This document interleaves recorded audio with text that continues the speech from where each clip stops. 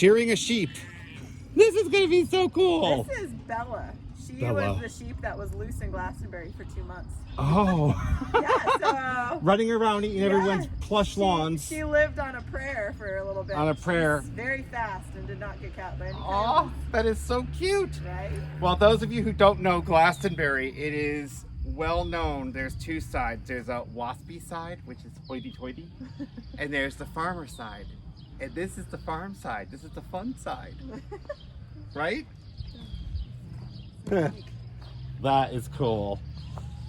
All right, I'll get her started. Just bring her back over. How to shear a sheep. Hey Joe, bring the bug spray too, please. Can you bring the bug spray too? It's on the silver box.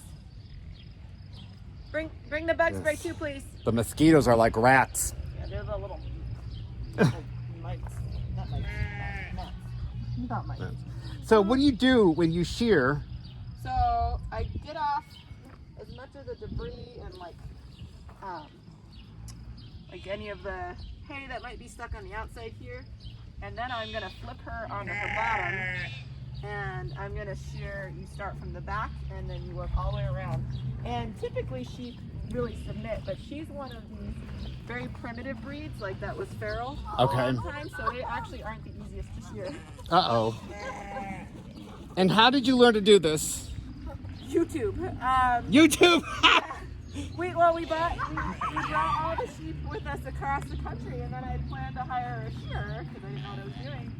And it turns out in Louisiana, since it's so remote and in the middle of nowhere, that you can't get a shearer unless you had around 100 sheep, and we only had 17. So we had to learn how to do it ourselves, because when we got the sheep, some of them had been shorn in about 4 years, and they had a lot of wool. They had a lot of. We have to leave the wool on some of ours longer in order for it to be worth anything. And is that normally the way you would hold them? She's mutton busting right now. Okay. That's what this is called. She's having fun. She's having fun. And the sheep just find it to be fun too. Yeah. Ready? And they go in the horse blanket. Yep. So that's just to keep it clean. So you can take off your mismatched socks. My mismatched socks, yes. Nobody knows. I drive my friends with OCD crazy all the time. And I'm like, yep, I don't care. That's all good. Take it. Okay, ready? No, you're not trying to knock me over. I'm not, no. So what's the difference between a sheep and a ram? So a sheep is the breed, the type of animal, and a ram is the male version. Oh. So it's like the roosters and the... Yep, rooster and hen, chicken and is a chicken. So sheep is like chicken to, and then hen is the female, rooster is the male. I did not know they're that. all sheep. Then you have your ram. Yeah. And then the girls are called ewes. Ewe. Okay. E-W-E. Oh, wow. So that's why it's always like, you see sheep cards, they'll say, thank you. See that ram Thank down you. there? Yes. Is that ram that has horns? Those are That's the a ram. rams. That's a ram. Okay. Mm-hmm. And she's a ewe. That is super cool. And so now what do you do with the wool? So this belly wool right here is worthless. It's too matted and it gets gross as they lay on their bellies and stuff. So this actually just gets tossed aside. And so this is comforting for them. Oh, this will feel nice because it's starting to get hot out. So yeah, that's why they kind of have in their nature to submit, because they're a prey animal, and that's the difference between a sheep and a goat. If I tried to hold one of the goats like this, it would not happen.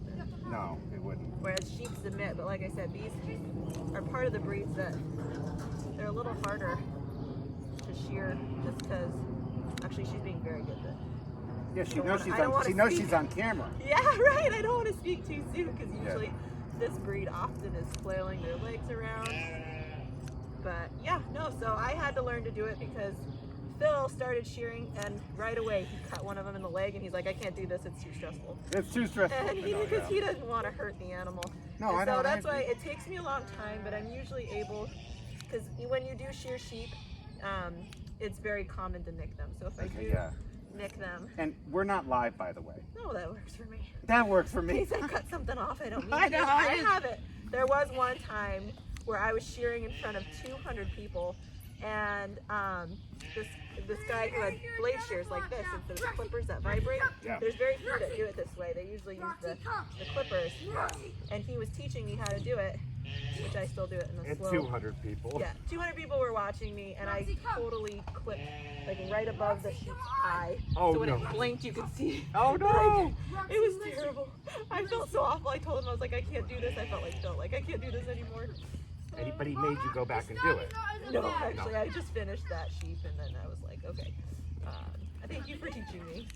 So right now, like, I have to be very careful because that's her udder, and you don't want to. Oh no, you do not want to. Yep, you no, do you not don't. want to end that. Yep, she needs that.